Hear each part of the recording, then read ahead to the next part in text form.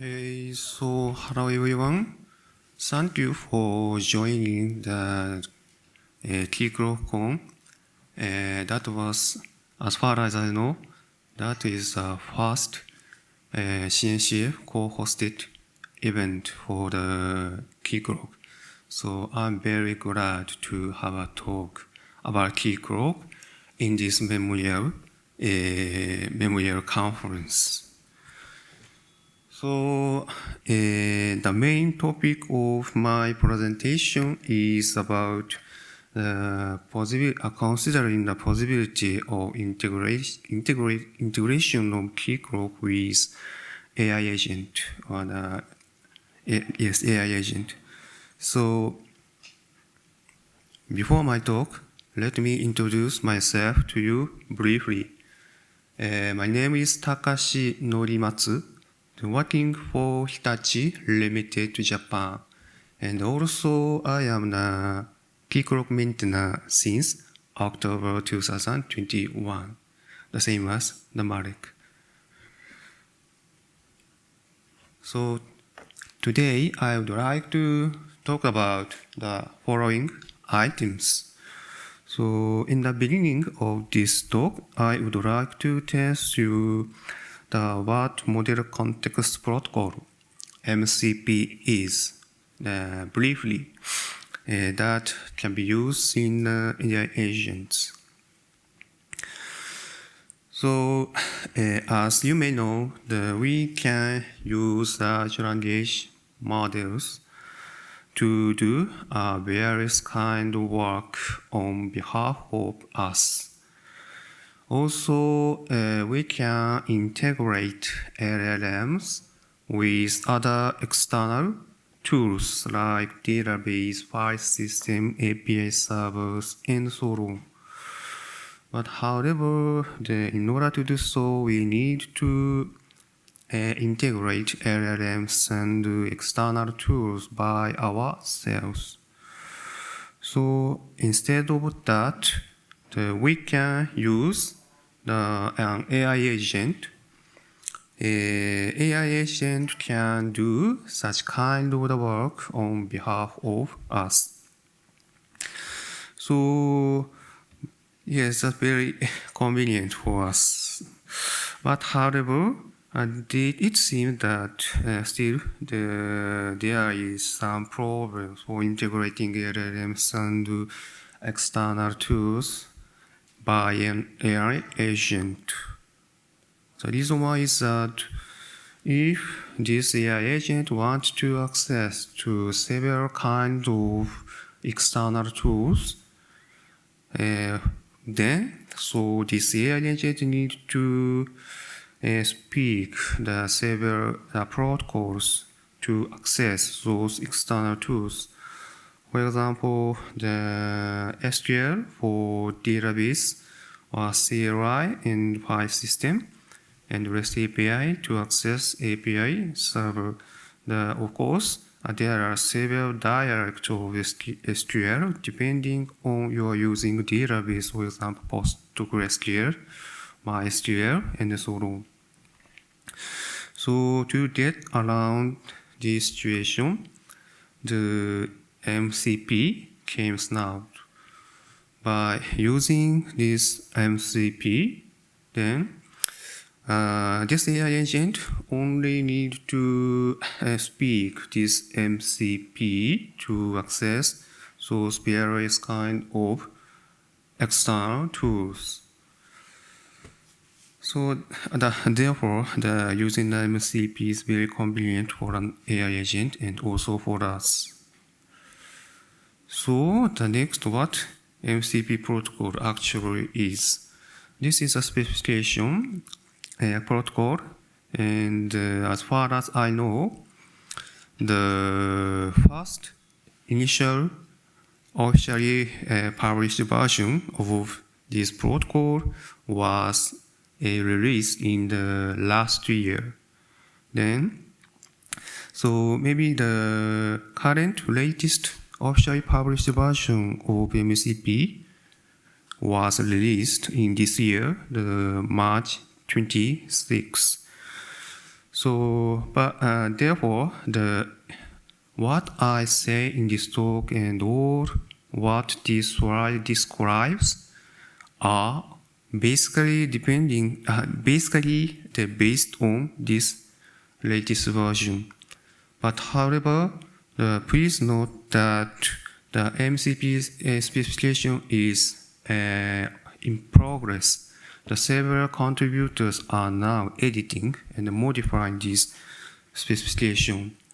So we can see the draft version of MCP on the MCP's official GitHub repository. So therefore, in this slide, basically, I would like to talk about this MCP based on the latest release version on the March. But however, in some cases, I would like to tell you the difference between this latest officially published version of MCP and a current draft version of the MCP. So the MCP takes the client-server model. So therefore, MCP client and MCP server exist. So the message format between the client and the server is JSON RPC version 2. So basically, the MCP server basically provides three main features to the MCP client: resources, prompts, and tools.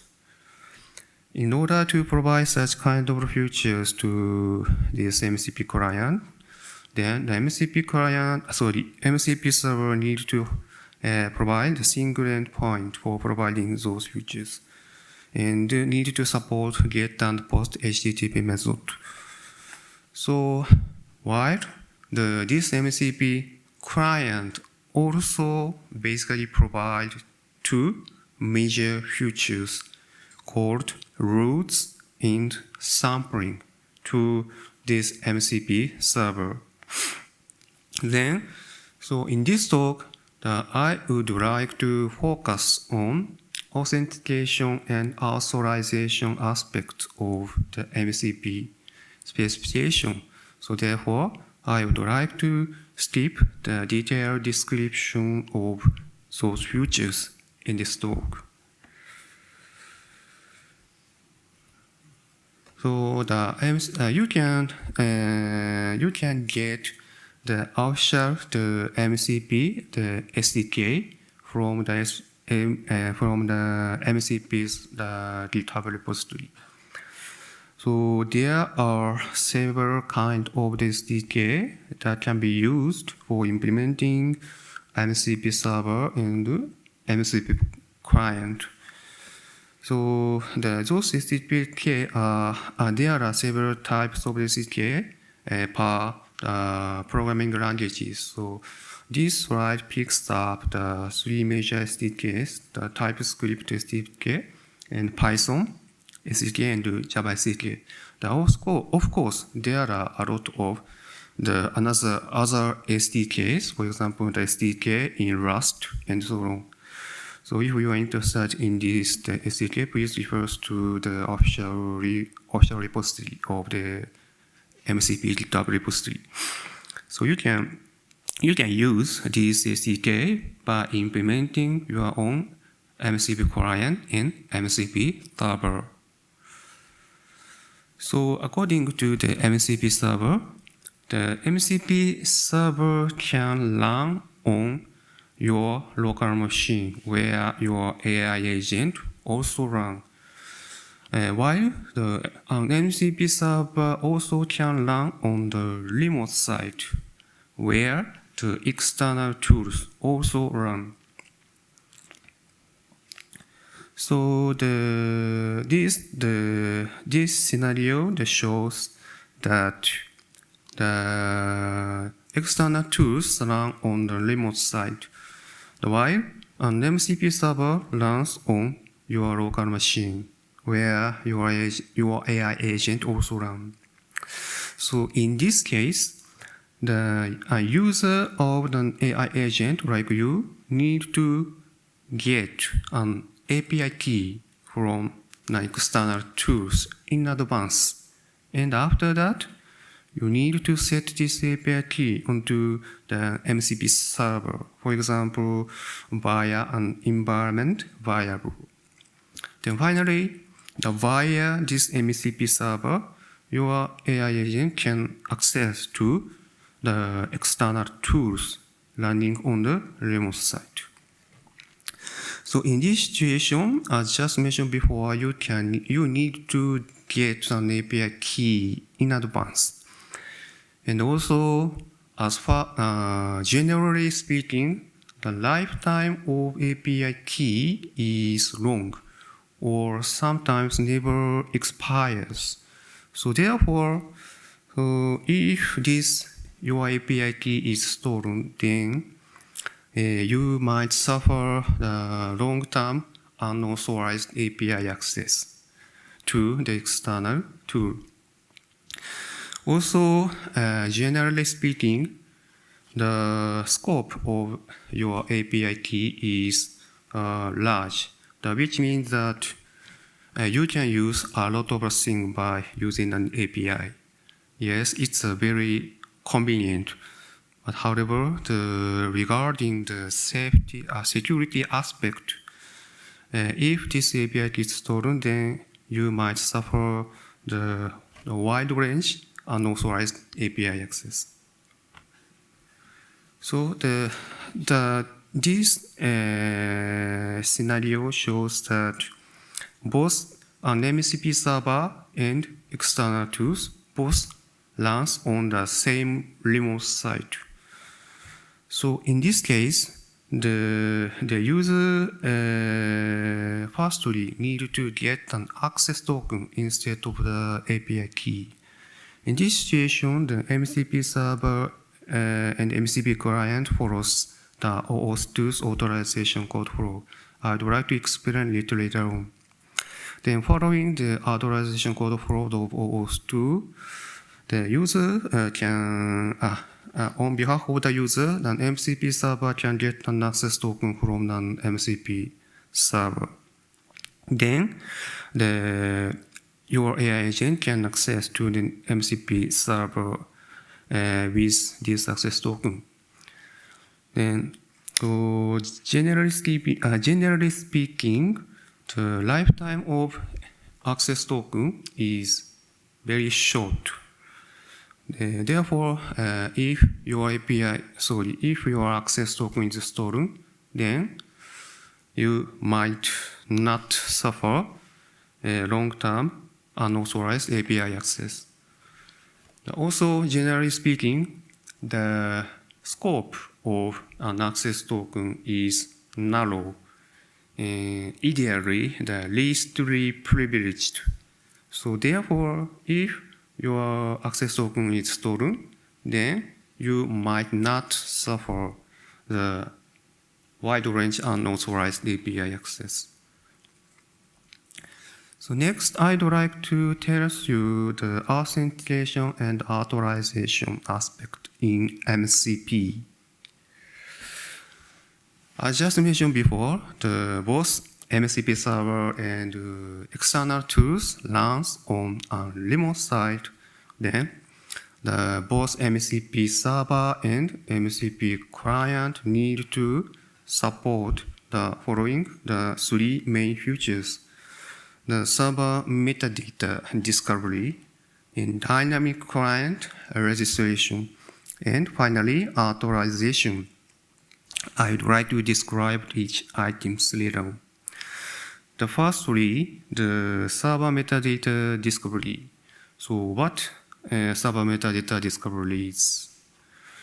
So in OAuth 2 context, server metadata discovery is advertising an authorization server's metadata to a client. So in MCP context, it means advertising an MCP server's metadata to MCP client. So what the metadata is? For example, the For example, the endpoint for providing features from MCP server to MCP client.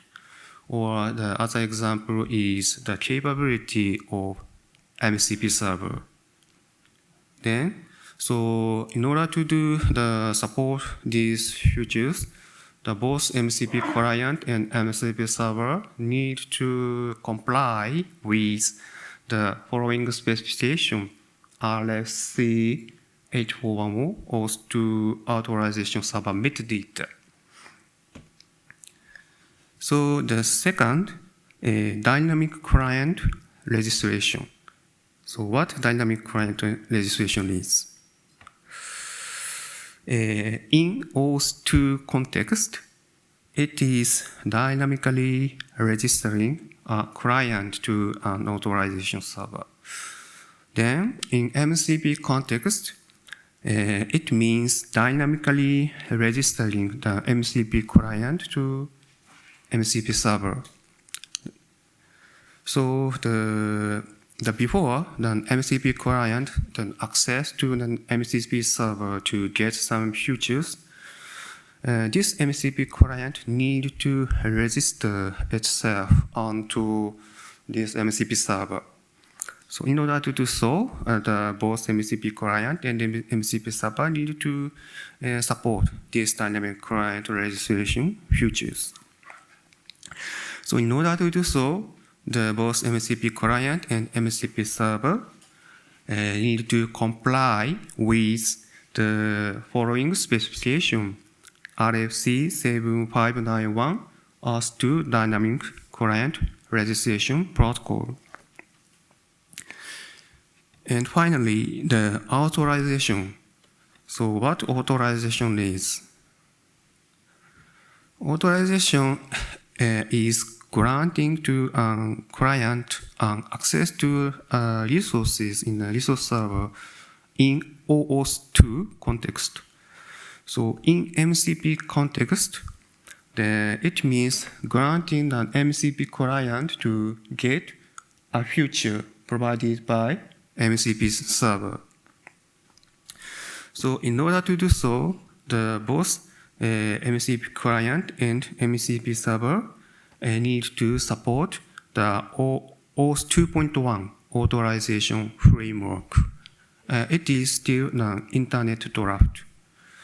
So what OAuth 2.1 is? So it is the next version of OAuth 2 defined by RFC 6749. Then the main characteristic of the OAuth 2.1 is to harden the security aspect of OAuth 2.0. For example, OAuth 2.1 requires us to enforce RFC 7636 proof key for code exchange called PXE. By using the PXE, the whole system will be more secure compared with simply using the OAuth 2.0. Then the MCP specification requires both MCP client and MCP server to support authorization code flow. It's a mandatory and requirement. So maybe you already know the OAuth 2 and authorization code flow. So therefore, I'd like to skip the detailed description of this authorization code flow. Then, so also the MCP specification allows us to use the third-party authorization code flow optionally. So it is the same or the similar of the flow we might be called identity brokering or social login. So by following this flow, we can use external identity providers for user authentication. For example, Google IDP, Facebook IDP, GitHub, and so on, instead of using our own MCP server. So according to MCP specification, the MCP server needs to host the following endpoint or URL. The MCP endpoint is the endpoint where the MCP server provides their features to the MCP client. And the latter, the URL to URL is for the authentication and authorization in MCP. Those URL can be accessed by mainly the MCP client to do some kind of the work for authentication and authorization. Then, so here I would like to briefly show you the difference between the latest, the officially published version of MCP and current draft version of the MCP I accessed on this June. So it asks the requirement for the server metadata discovery. It requires MCP server to support the advertising the resource server's metadata to the client. The draft version of MCP states that MCP server only plays a OAuth to resource server. So therefore, we need to provide our own authorization server for authentication and authorization. So therefore, MCP server need to do that kind of work. Instead of MCP server, authorization server do the tasks for authentication and authorization I just described before. So therefore, this MCP server need to advertise its own metadata to MCP client. So and the MCP server need to comply with the RFC 9728 or OAuth 2.0 protected resource metadata. Then next, I'd like to test you. I'd like to consider the MCP in OAuth 2 context.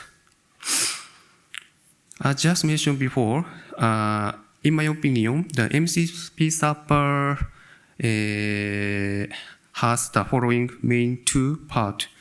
The first part is authentication and authorization, and second part is providing main features to MCP client. Then, regarding the MCP server in OAuth 2 context, in my opinion, the MCP server include both authorization server and resource server.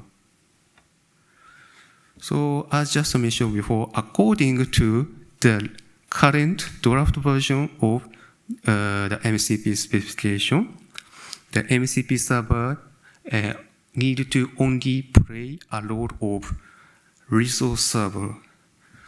So therefore, according to the latest draft version of MCP, we need to prepare the authorization server by ourselves, and MCP server only provide the feature as the OAuth 2 resource server. So therefore, the following idea maybe came out. How about using the Keycloak as authorization server accompanying with this MCP server? So for example, the following system layout can be plausible. We can prepare a reverse proxy. Then this reverse proxy route AI agent request to, in some cases, to the Keycloak for authentication and authorization. And in other cases, a resource server route the AI agents request onto the MCP server, and finally to the external tools. By following this system layout, we Hitachi consider will plan to do the following proof of concept using Keycloak as an authorization server accompanying with MCP server.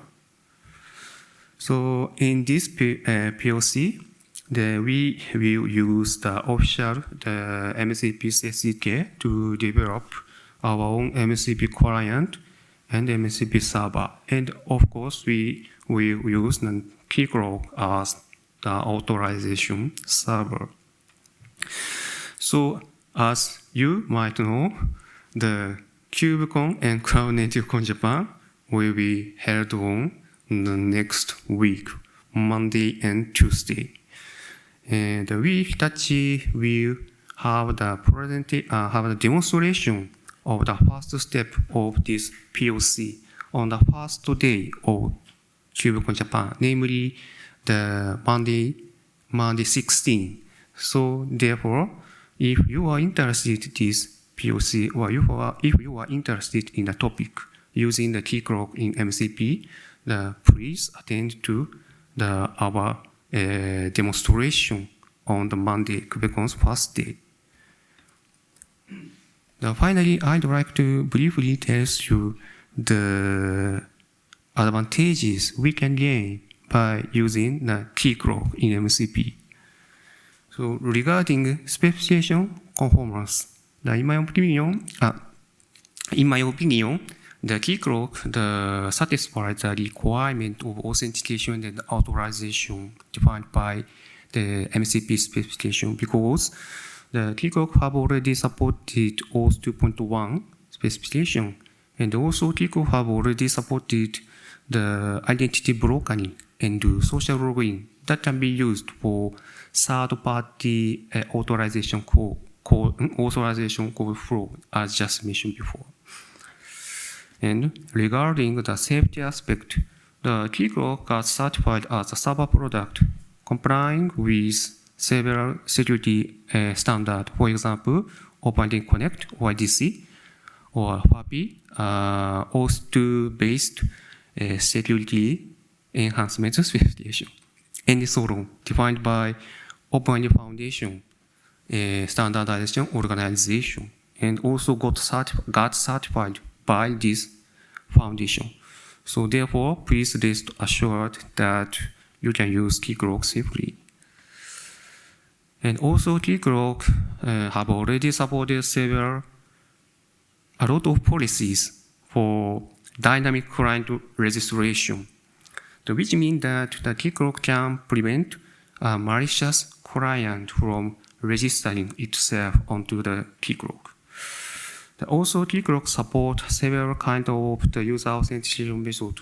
For example, the passkey, as just Marek describes. So the passkey is the passwordless, the phishing-resistant user authentication ways. So Keycloak supported it. So therefore, we can expect that Keycloak can prevent a malicious user from impersonating other users. And regarding the coverage aspect, in my opinion, so in the situation where the MCP server and external tools run on the same remote site, then MCP server needs to at least manage an access token, and also sometimes need to manage users and user sessions. So it might be quite tedious work for us to implement such kind of features by ourselves for developing MCP server. So instead of that, we can use Keycloak. The Keycloak can do such kind of work. So regarding soundness aspect, the Keycloak is open source software, and therefore we can expect that no vendor login. And Keycloak can run everywhere. So therefore, you can store your user information onto a data center of your country. And Keycloak community is very active, in my opinion. And also Keycloak has been a CNC incubating project from since 2023. So therefore, we can expect that Keycloak follows a vendor-neutral governance, and also Keycloak is highly sustainable open source project. So please rest assured that you can use Keycloak in the long run, in the long term. So in this talk, in the beginning of this talk, I described what MCP is and why MCP can be used. And next, I describe the possibility of using the Keycloak in the MCP. And finally, I told you some advantages you can get by using the Keycloak in MCP. So that's all for my talk. Thank you very much for your listening. 先ほど来週の月曜日にクベコンジャパンで、はい、今の MCP の POC を日立が紹介するってお話がありましたけど、はい、コミュニティが見せるっていうことではなくて日立というベンダーが見せるっていうそういう理解でいいですか？まあこういうキークロークでこういう使い方ができそうなんで、まあちょっと日立の方でちょっと本当にできるか試してみようかなっていうそういうもので、日立が別にこれをサービスとして売ろうとしてやってるわけではコミュニティの中で一緒にみんなで作ってるって話は日立が一人のベンダーがやったってことですか？そうですね、今回はまあ日立のスタッフでやりましたということで、コミュニティの方に還元されるといいですよね。そうですね、できたらもちろん誰かやってる人はいますもん、すでに他にも知ってるんですけど、今回のケースはまあ日立のスタッフの方でやりましたということですね。